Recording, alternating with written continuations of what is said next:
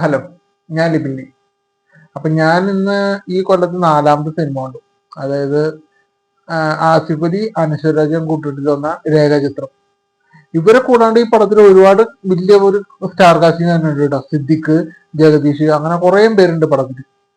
പടം ഒരു ഇൻവെസ്റ്റിഗേഷൻ ത്രില്ലറാണ്. അതായത് ആസിഫ് അലി ഒരു പോലീസുകാരനൊക്കെ ആയിട്ടാണ് പടത്തിൽ വേഷമിട്ടത്. എന്തുകൊണ്ടും നമുക്ക് തിയേറ്ററിൽ, അതായത് സീറ്റഡ് ത്രില്ലർ എന്നൊക്കെ പറയില്ലേ, ആ ഒരു സംഭവമാണ് എനിക്ക് തോന്നിയത്.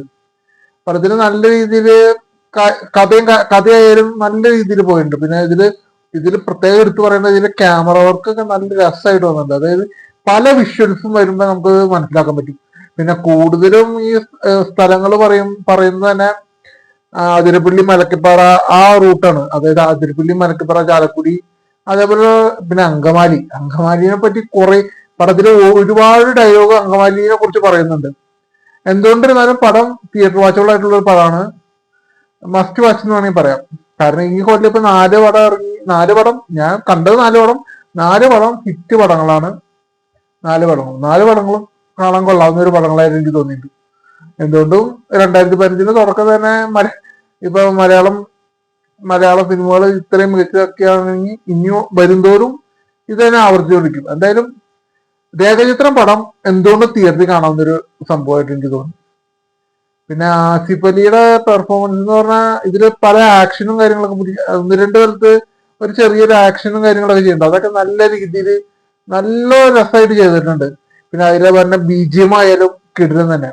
ഓത്തൊന്നിലൊന്നും ഒരു വിട്ടുവീഴ്ച ചെയ്യാനില്ല. പിന്നെ പടത്തിന് വേറെ ഒന്നും പറയാനില്ല. അത് എന്തുകൊണ്ടും തിയേറ്ററിൽ പോയി കാണാവുന്ന ഒരു സിനിമ അങ്ങനെയാണെന്ന് പറയാം. പിന്നെ ജഗദീഷ് ഇതിൽ നല്ല രസമായിട്ട് ചെയ്തിട്ടുണ്ട്. ജഗദീഷിന്റെ ഒരു ഒറ്റ ക്ലൂ കൊണ്ടാണ് പടത്തിന്റെ കഥ വേറെ ലെവലല്ല, കഥ അവസാനം ഒരു ട്വിസ്റ്റിലേക്ക് വന്നത് ജഗദീഷിന്റെ ഒറ്റ ഒരു ഡയലോഗും കൊണ്ട് മാത്രം. എന്തായാലും രസമായിട്ട് വന്നിട്ടുണ്ട് കേട്ടോ.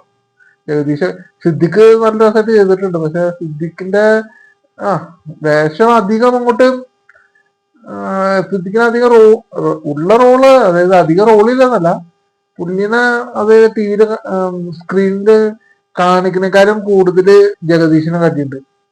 അങ്ങനെ ഒരു ഇത് എനിക്ക് തോന്നി. എന്തായാലും സിദ്ദിഖായാലും കൊള്ളാം. എന്തായാലും തിയേറ്റർ വാച്ചബിൾ ആയിട്ടുള്ള ഒരു പടമാണ് രേഖചിത്രം.